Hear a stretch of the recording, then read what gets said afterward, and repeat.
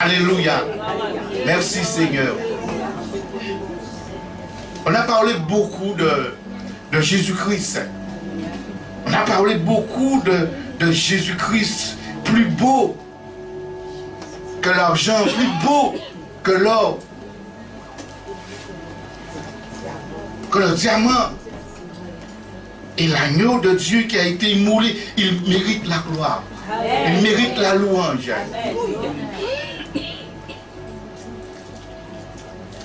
Et ce matin, le Seigneur a mis sur mon cœur de parler quelque chose avec vous. Peut-être que je ne serai pas trop long. C'est dans Genèse chapitre 4 et verset 1 jusqu'au verset 5. C'est une histoire que nous tous nous connaissons très bien. Et le thème de ce message, c'est l'offrande de Caïn et d'Abel. Parce que dans l'offrande de ces deux personnes, il y a quelque chose qui a touché le cœur de Dieu. Et nous allons les analyser. Et nous allons comprendre qu'est-ce qui a touché le cœur de Dieu. Quand nous lisons à partir du verset 1, il nous dit que Adam connut Ève. Sa femme, elle conçut et enfanta Caïn. Et elle dit, j'ai formé un homme avec l'aide de l'Éternel. Il continue au verset 2, il dit, elle enfanta encore son frère Abel. Et Abel fut berger et Caïn fut laboureur. Au verset 4, au verset 3, au bout de quelque temps, Caïn fit à l'Éternel une offrande des fruits de la terre.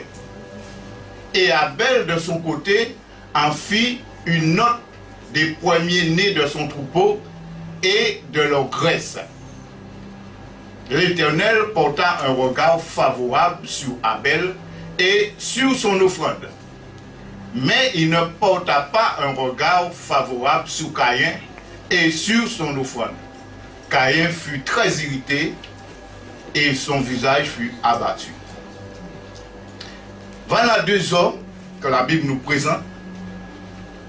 Ils ont offert à Dieu une offrande. Et de là, l'Éternel va dire que va faire quelque différence entre l'offrande. Mais quand on parle de l'offrande, on parle premièrement de la personne qui apporte l'offrande. Et je vais vous expliquer ça. Mais là, on voit que les personnes qui ont apporté l'offrande, c'est deux frères. C'est Caïn et Abel qui ont porté une offrande. En deuxième point, on va détailler, c'est-à-dire l'offrande elle-même. C'est-à-dire que ce qui a été offert. On a vu que Caïn, il a offert à l'Éternel les fruits de la terre. Et Abel, de son côté, a fait le premier-né de son troupeau. Et en troisième point, ce qu'on va voir, c'est l'objet de l'offrande. C'est-à-dire à qui l'offrande a été offerte. Et dans ce texte, nous voyons que l'offrande est offerte à l'Éternel, à Dieu. C'est Dieu qui est l'objet de l'offrande. Alors, dans ce texte, ce que nous allons voir en premier lieu pour comprendre pourquoi l'offrande de Caïn, d'Abel, est meilleur que celui de Caïn. Il faut comprendre l'homme.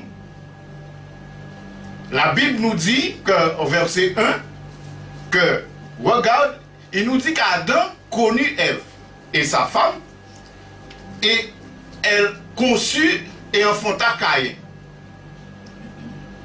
Il dit, j'ai formé un homme avec l'aide de l'Éternel. En deuxième verset, il dit, elle enfanta encore son frère Abel. Alors nous voyons ces deux hommes, deux frères, qui sont sortis où? d'une même mère et d'un même père. C'est-à-dire que Dieu maintenant, il ne fait pas de différence entre Caïn et Abel. Parce que pour Dieu, Caïn et Abel sont de la même nature. La nature, on peut dire pécheresse. Parce que Adam et Ève ont enfanté, c'est-à-dire conçu l'enfant, après leur désobéissance. Ces enfants-là ne sont pas venus avant la chute. Ils sont venus après la chute. Cela veut dire que Abel et Caïn sont dans la nature pécheresse. C'est-à-dire que dans la nature naturelle, charnelle, on veut le dire. Et aux yeux de Dieu, ces hommes-là n'ont pas de différence. Ils sont tous les deux pécheurs aux yeux de Dieu. Et dans Romains 3, verset 22, de là que la Bible nous montre qu'il ne fait pas de distinction entre les hommes. Il compare tous les hommes au même titre. C'est-à-dire que pour lui, que tous les hommes sont pécheurs. Tous les hommes sont devant lui comme le pécheur. Il ne fait pas de distinction entre juifs, entre grecs, entre païens. Tous sont dans la même enseigne aux yeux de Dieu. Il dit que justice de Dieu par la foi en Jésus-Christ. Pour tous ceux qui croient, il n'y a point de distinction. Dieu ne fait point de distinction. Pour lui que tous les hommes sont pécheurs sur la terre. Et ils ont besoin de la grâce de Jésus-Christ. Ils ont besoin de l'amour de Dieu. Il n'y a pas un qui est plus grand que l'autre. Et de là, nous voyons que Dieu, il ne fait pas de distinction, il ne fait pas de différence entre Caïn et Abel. Pour lui, Caïn et Abel sont de la même nature. Ils sont pécheresses. Ils sont des pécheurs. Ils ont héritier d'Adam, comme il dit que par un seul homme, le péché est entré dans le monde. Quand Adam a chuté, Adam a transmis toute la génération, la malédiction, toutes sortes de choses, la mort. Nous avons héritier d'Adam, injustice, tout ce qu'on voit.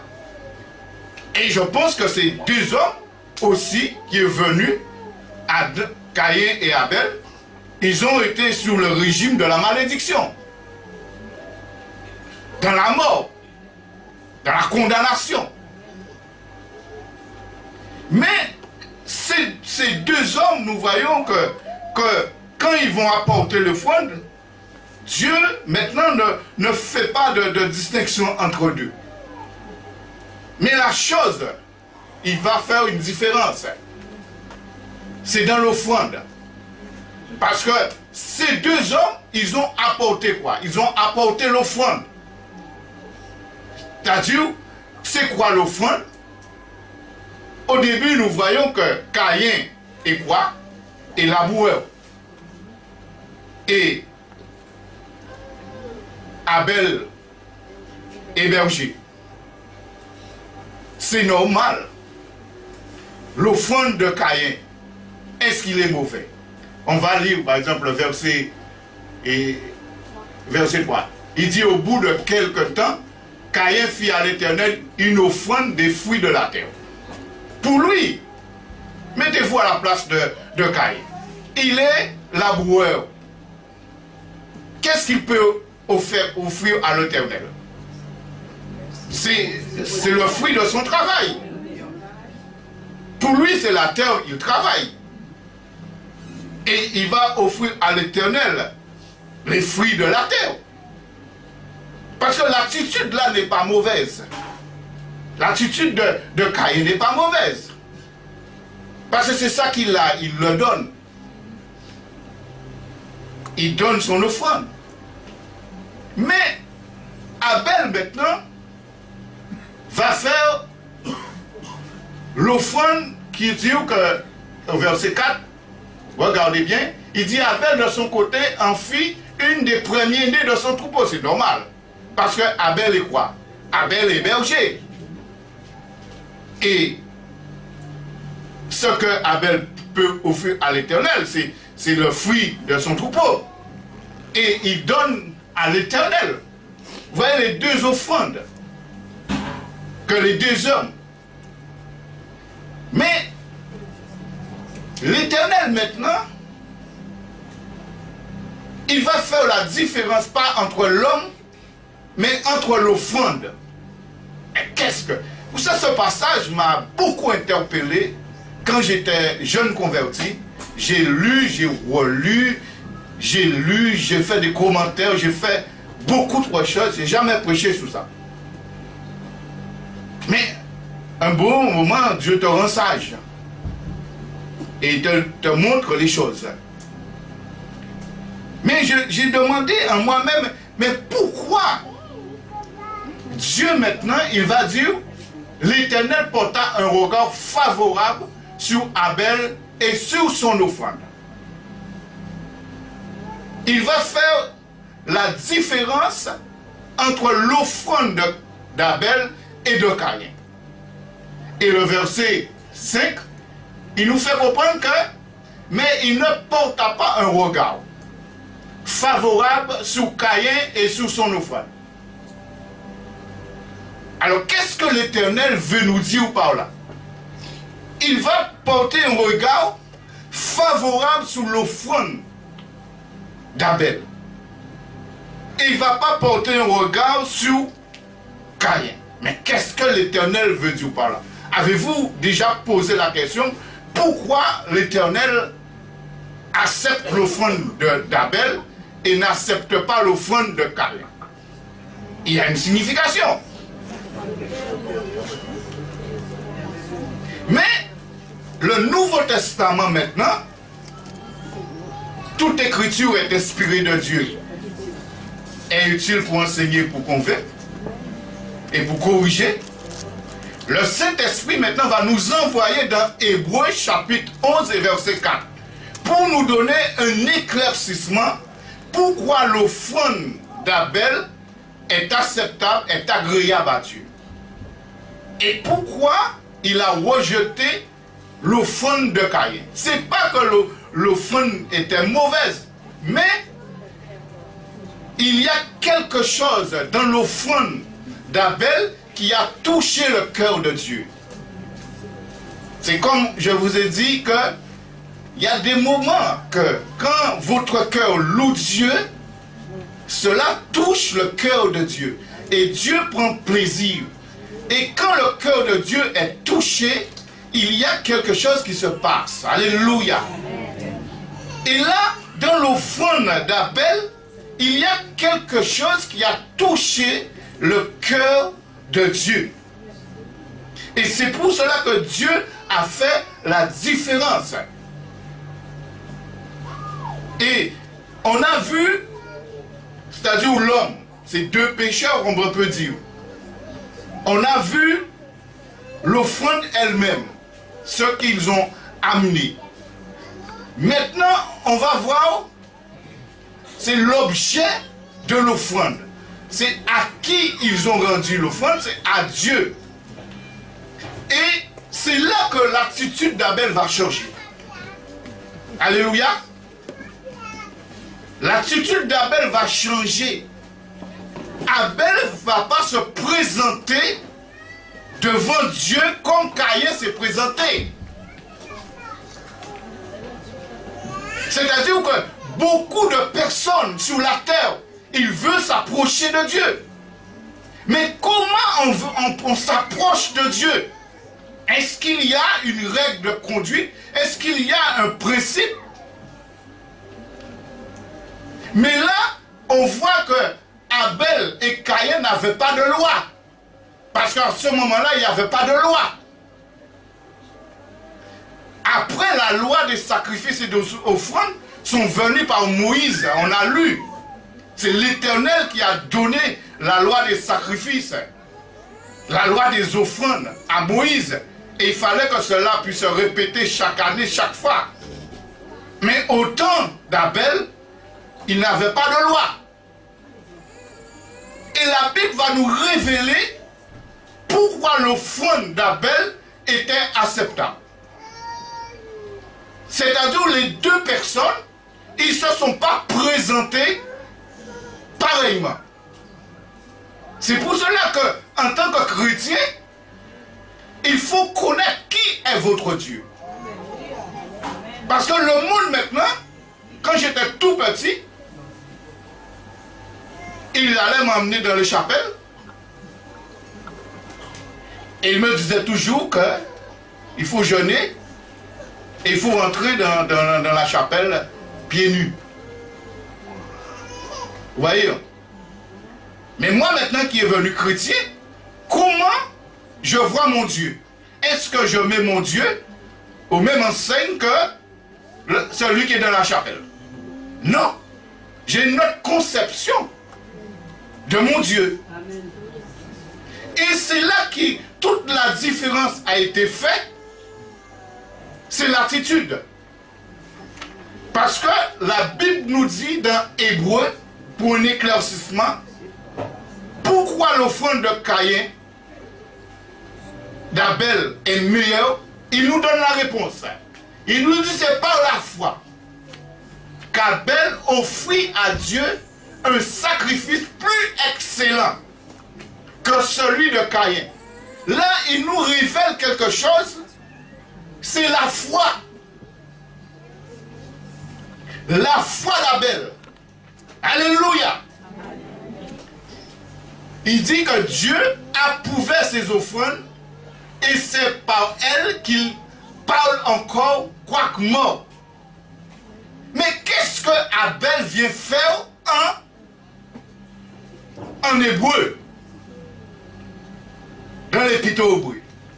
Ce sont les héros de la foi qui sont mentionnés. Héros de la foi, excusez-moi. Et là, on voit Abel. Cela veut dire que Caïn s'est présenté non avec la foi. Caïn n'avait pas la foi. Est-ce que vous comprenez cela? Parce que si Caïn avait la foi, le nom de Caïn était mentionné. Mais il mentionne que c'est par la foi. Dieu a regardé l'attitude d'Abel. Et il a vu que c'est la foi d'Abel. Parce que c'est seulement la foi qui a amené Abel à donner son premier-né en sacrifice. Parce que Abel sait depuis là qu'il est un pécheur. Il sait qu'il ne peut pas se présenter devant le grand Dieu parce que dans son imagination, dans ses pensées, il pense que Dieu c'est un grand Dieu. Un Dieu redoutable, mais un Dieu de sainteté. Cela veut dire qu'on a vu l'homme, tous les deux étaient pécheurs. C'est-à-dire que Dieu ne fait pas de différence. Mais pour Abel, en tant que pécheur, il ne peut pas se présenter avec ses mérites, avec ses efforts. Il ne peut pas. Alors c'est pour cela, par la foi, il avait déjà su la pensée divine. Comme quand l'homme a péché, Dieu maintenant a sacrifié un animal, le sang de l'animal a coulé pour habiller l'homme, Adam et Ève, son papa. Parce que son papa n'avait pas de mérite, parce que le péché est entré en eux. Le péché met une séparation, une bannière, une condamnation. Mais Dieu, dans sa grâce, dans sa bonté, il va tuer un animal, il va verser le sang pour que l'homme puisse se rapprocher de lui. Et Abel, maintenant, je ne sais pas si son père a parlé de ça, parce qu'il sait qu'il ne peut pas se rapprocher de Dieu. Dieu est trop saint, Dieu est trop pur. Alors il fallait, pour qu'il puisse être agréable à Dieu, il fallait qu'il fasse un sacrifice sanglant. Verser le sang. Et ce moment-là, il peut rentrer en relation. Et Dieu a approuvé cela. Et c'est la foi qui a amené Abel à faire cela. Vous comprenez cela? Parce que le sacrifice que Dieu a fait pour Ève et Adam, c'est un type de Christ pour l'humanité. Et le sacrifice d'Abel, c'est un type aussi de Christ qui allait venir pour libérer les hommes, pour sauver les hommes. Et c'est là que c'est-à-dire que dans la pensée d'Abel n'est pas pareil que Caïn. Caïn s'est présenté devant l'Éternel avec ses propres mérites, ses propres travails, ses propres efforts. Vous comprenez cela? Parce que pourquoi Dieu n'a pas accepté le sacrifice de Caïn? Parce que la terre est maudite. Depuis la chute, la terre est devenue maudite. L'homme est devenu sous la malédiction. Alors, on ne peut pas, personne ne pouvait se rapprocher de Dieu. Seul par un sacrifice. Parce que l'homme est sous la malédiction. Et le sang maintenant, mais, c'est-à-dire, comment on peut dire ça? Le sang de la bête couvre le péché de l'homme. Et après, on va voir que Dieu maintenant, il va donner des lois à Moïse qu'on a vu dans Lévitique. Et il va mettre des lois en place. Mais tout cela, c'est l'image que Dieu allait envoyer son fils pour se sacrifier. Parce que l'homme ne peut pas se rapprocher comme Caïn. L'homme ne peut pas se rapprocher de Dieu avec ses mérites, avec ses forces, avec son travail. Personne ne peut se présenter devant le roi des rois, le Seigneur des seigneurs, le Dieu très saint, avec ses propres mérites. Il fallait que Dieu maintenant envoie Jésus-Christ. Jésus-Christ est venu.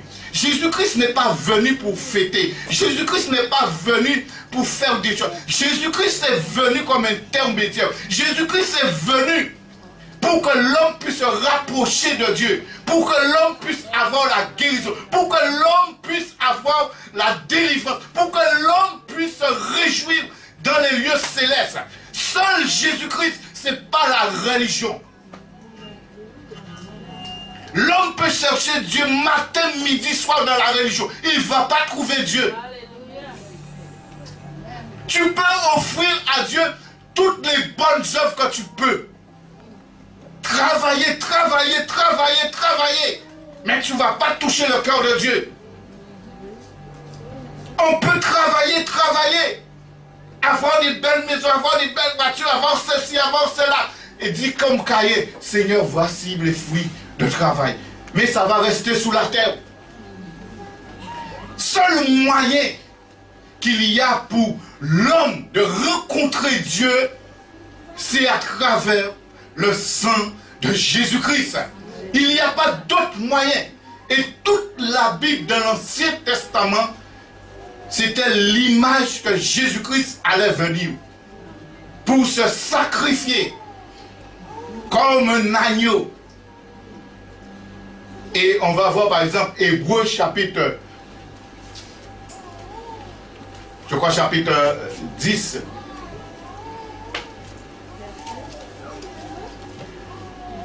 On va voir à partir du verset 19. On va voir. Béni soit le Seigneur. Je vais voir aussi mes notes.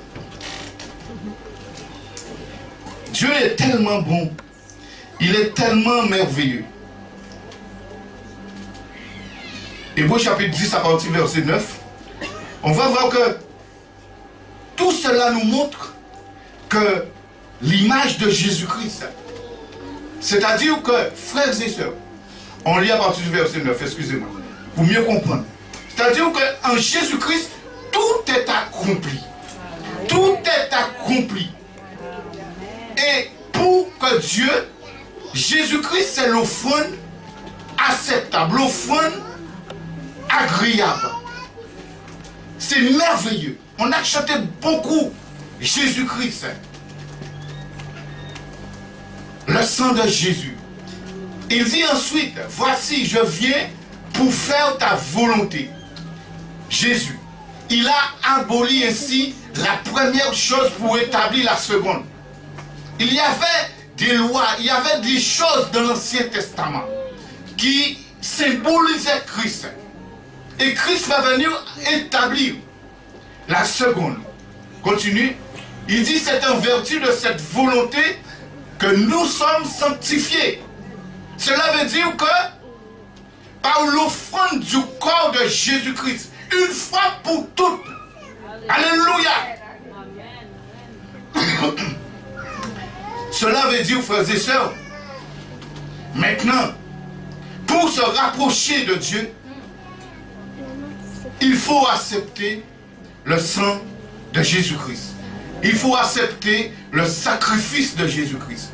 Si Dieu maintenant, quand il va te regarder, il va voir Christ.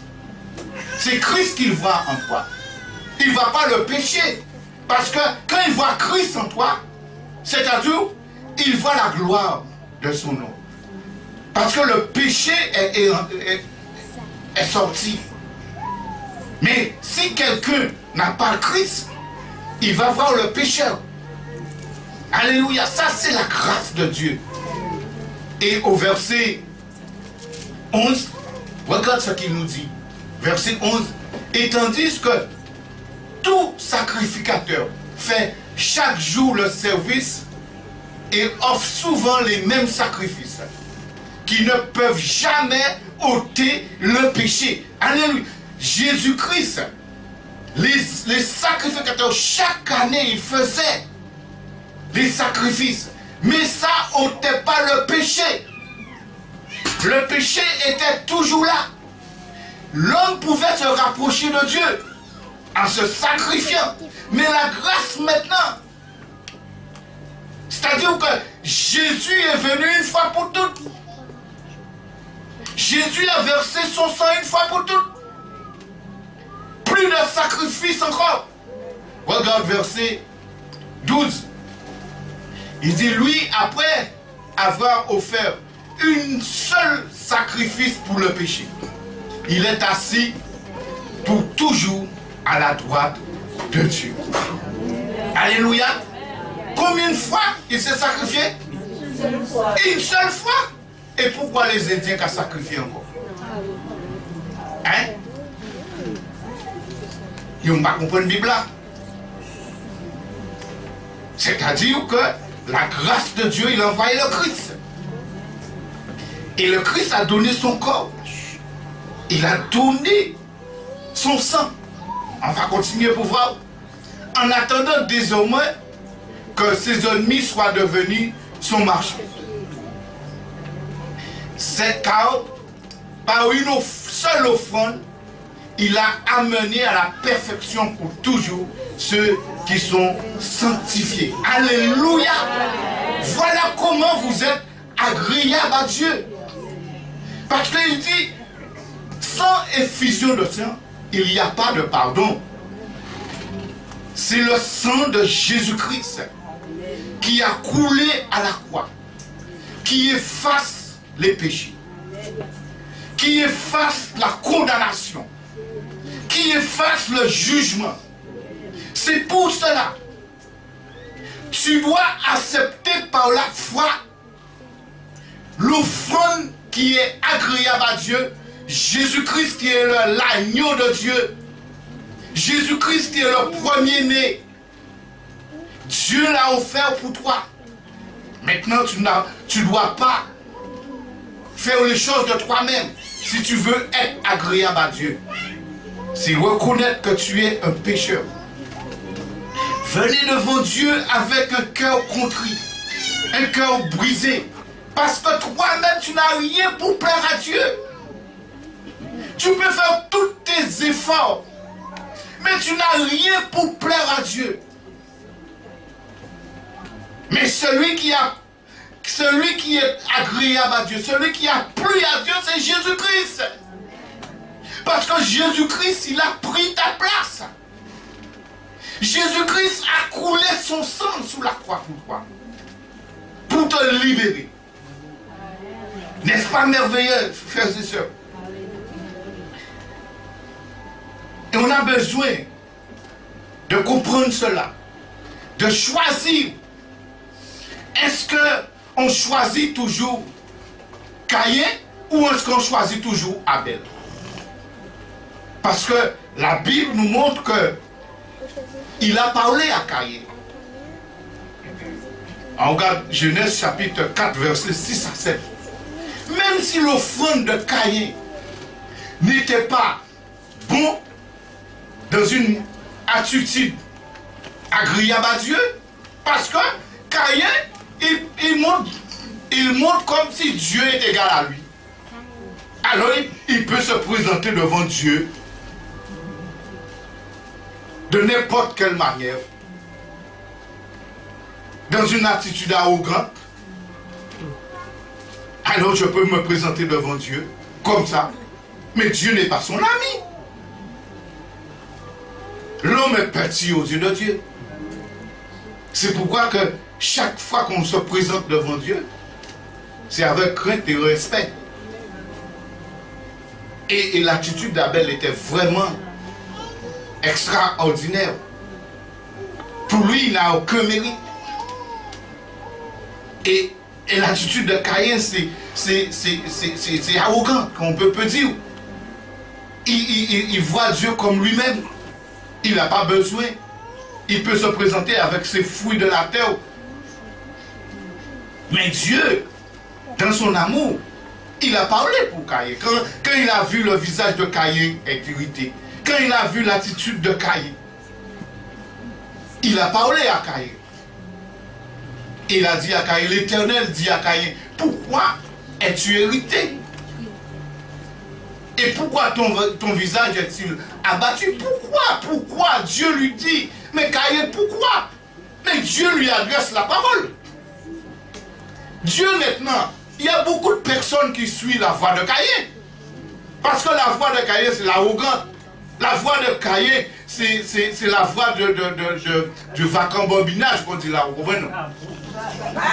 Puis le ça? Vagabondage. Ouais.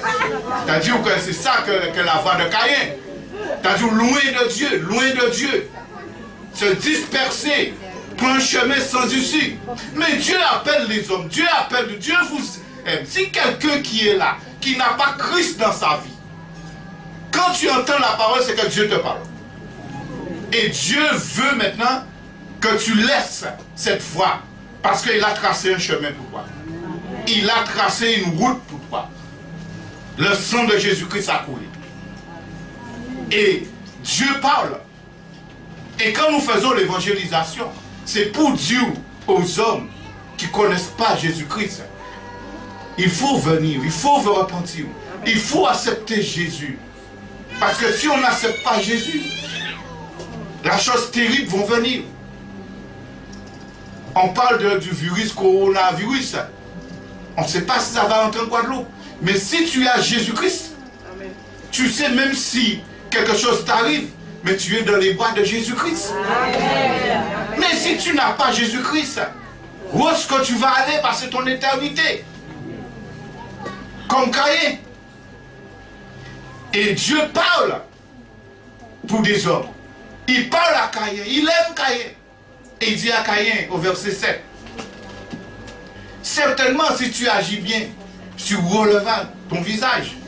Mais si tu agis mal, le péché se couche à la porte. C'est-à-dire que si on ne prend pas attention, quand Dieu nous parle, le péché va faire des désordres.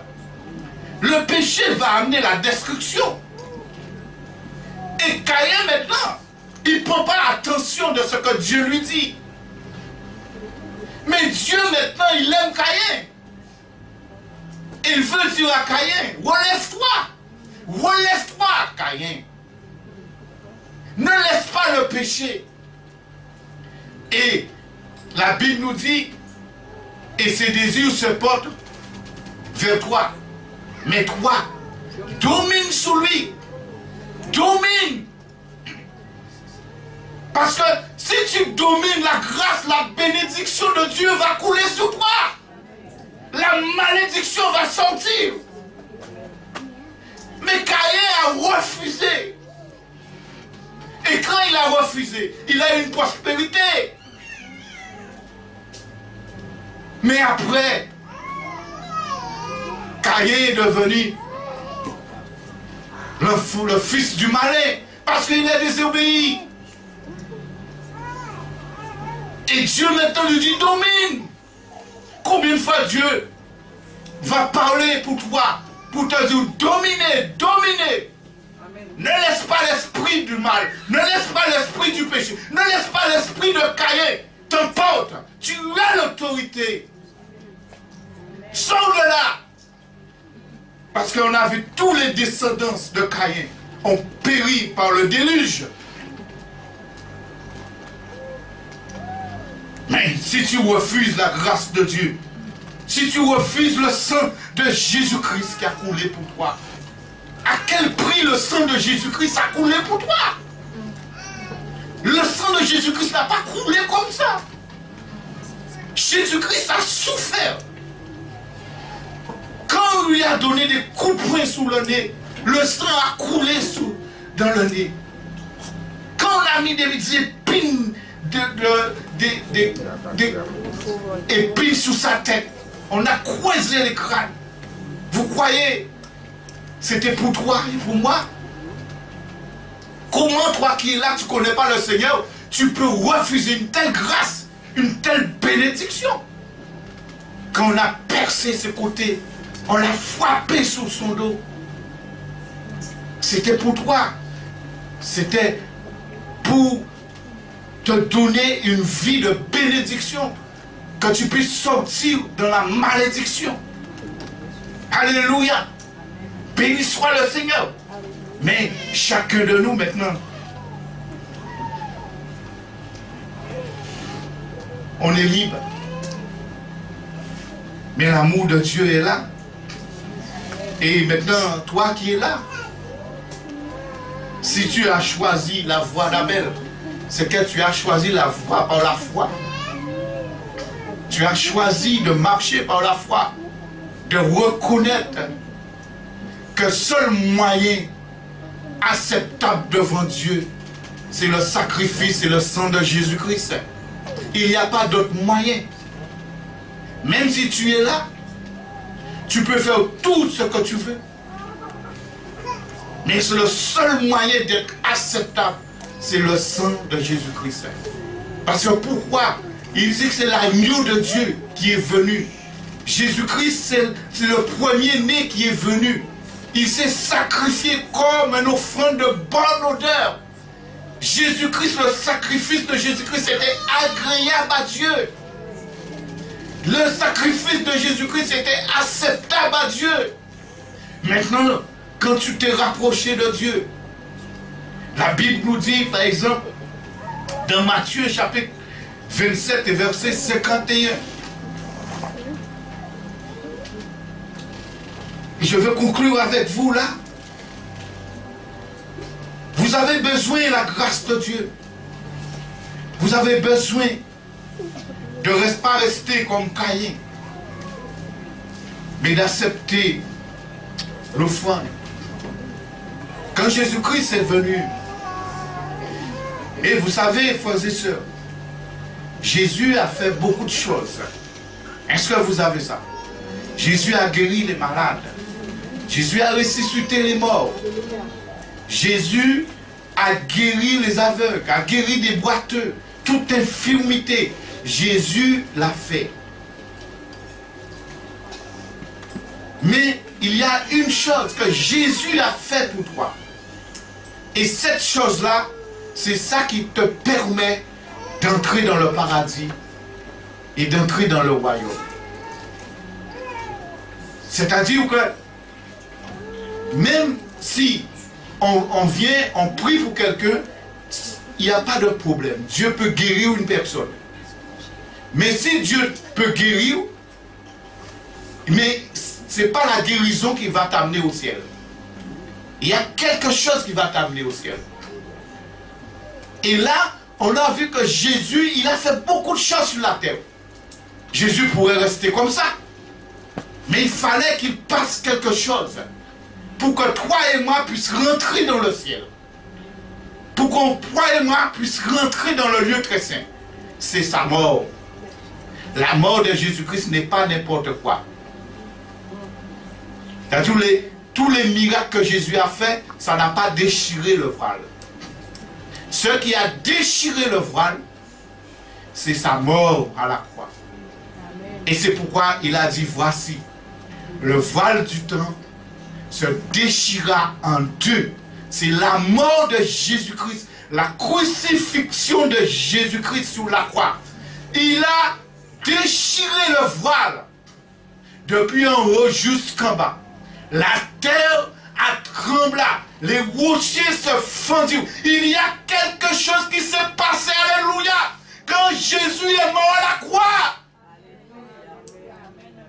La mort de Jésus-Christ à la croix, il y a quelque chose de précieux pour l'humanité. Parce qu'avant la croix, l'humanité était condamnée, privée de la gloire de Dieu. Mais la croix, le voile s'est déchiré. Maintenant, tu peux rentrer dans le lieu très saint. Alléluia. Mais c'est ta foi. Comment tu mets ta foi sur la croix? Comment tu mets ta foi? Mais si tu restes sur tes mérites, tu ne vas jamais rentrer au ciel. Seul à la croix. Maintenant tu as accès. Maintenant tu vis. Quand tu as Jésus-Christ en toi, tu vis. Alléluia. Béni soit le Seigneur. Et le Seigneur maintenant, tu es sur la terre. Tu as accepté Jésus, mais tu es sur la terre. Et tu sais que le sang de Jésus-Christ t'a pardonné. Maintenant tu sais, tu es dans le lieu très saint. Maintenant il faut marcher comme Noé a marché. Noé a marché par la foi. Noé a marché dans l'obéissance. Noé a marché dans l'amour. Parce que ceux qui sont dans le chemin du lieu très saint, ceux qui sont déjà dans le lieu très saint, ceux-là marchent par l'amour, marchent par la foi, marchent par la sanctification, marchent par la gloire de Dieu. Alléluia. Et le diable ne peut pas te toucher là. Béni soit le Seigneur. Et c'est pour cela, je vous encourage à toujours garder la foi. Quelles que soient les choses qui vont arriver, gardez la foi. Parce que c'est la foi qui va vous permettre. Parce que la Bible nous dit que sans la foi, il est impossible d'être agréable à Dieu. Abel avait la foi, Enoch avait la foi, Abraham avait la foi, Paul avait la foi. Et l'église de Jésus-Christ marche par la foi. L'église de Jésus-Christ ne marche pas par ses mérites, ne marche pas par son fonctionnement. Il n'y a pas de fonctionnement de l'église, il y a le fonctionnement du Saint-Esprit. Parce que c'est le Saint-Esprit qui est le chef, c'est le Saint-Esprit qui conduit l'église. Et Jésus-Christ est la tête de l'église. Maintenant, il y a beaucoup d'églises qui suivent la voie de Caïn. Parce qu'il suit la voie de Caïn, parce qu'il croit qu'il mène l'église par ses propres mérites, ses propres efforts. L'église de Jésus-Christ est conduite par le Saint-Esprit. Et on n'a pas de fonctionnement selon la chair, comme Caïn. Mais l'église marche par la foi. Habakkuk dit, le juste vivra par la foi. Et tous ceux et celles qui ont la foi, Dieu maintenant va venir. Et ils vont enlever ceux qui résistent, ceux qui ont la foi. Béni soit le Seigneur. Mais maintenant, tu as besoin de relever la tête et de regarder. Est-ce que tes voies est juste? Est-ce que la voie que tu es? Parce que l'enfant de Dieu, même si les choses sont là, tu vis la bénédiction, tu vis la réjouissance. Et le dernier verset, c'est dans Hébreux 10, c'est verset 28.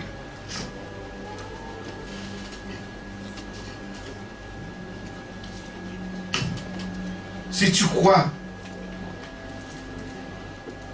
que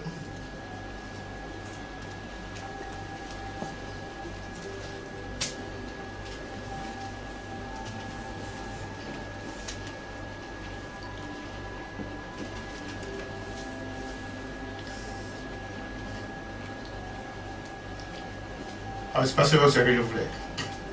C'est le verset qui dit, nous montrons notre reconnaissance à Dieu. Je me suis trompé de verset.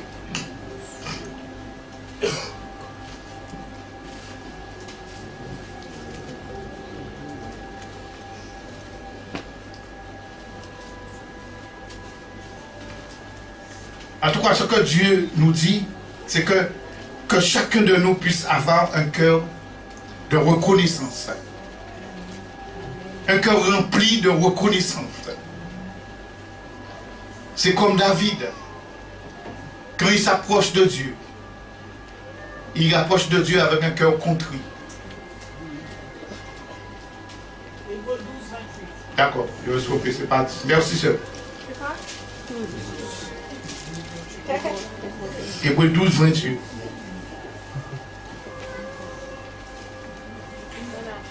Merci Seigneur. Il dit c'est pourquoi. C'est le verset de conclusion. Il dit c'est pourquoi, recevant un royaume inébranlable. Pour recevoir ce royaume inébranlable, vous n'allez jamais recevoir ce royaume inébranlable par vos propres mérites, par vos propres efforts, par les choses terrestres, par les choses charnelles. Les choses terrestres restent à la terre, les choses charnelles restent à la terre. Mais le seul moyen de recevoir cet héritage inébranlable, c'est à travers le sacrifice de Jésus-Christ, à travers le sang de Jésus-Christ. Il faut passer par le sang de Jésus-Christ. Alléluia. C'est pour cela, il demande à tout et chacun, on va se mettre debout, il demande tout et chacun, alléluia. Il dit, montrons notre reconnaissance. Montrons votre reconnaissance. Toi maintenant, tu sais que tu es comme Abel. Tu ne peux pas te rapprocher de Dieu. En tant qu'homme, en tant que pécheur, tu ne peux pas. Mais tu sais qu'il y a quelqu'un qui a construit un pont. Et maintenant, le pont est construit. Et tu peux passer. Et quand tu passes, tu rentres dans le royaume inébranlable. Et à ce moment-là, comment ton cœur est? Comment ton cœur est? Est-ce que ton cœur est dans la tristesse? Est-ce que ton cœur est dans l'abattoir? Non. Il te dit, montrons notre reconnaissance en rendant à Dieu un culte qui lui soit agréable. Chacun de nous, nous avons besoin d'exprimer notre reconnaissance, d'exprimer une attitude de louange, une attitude d'adoration pour ce que Dieu a fait pour toi. Ce n'est pas l'homme qui l'a fait, mais c'est Dieu qui l'a fait pour toi. Et il y a des choses extraordinaires qui vous attendent. Alléluia.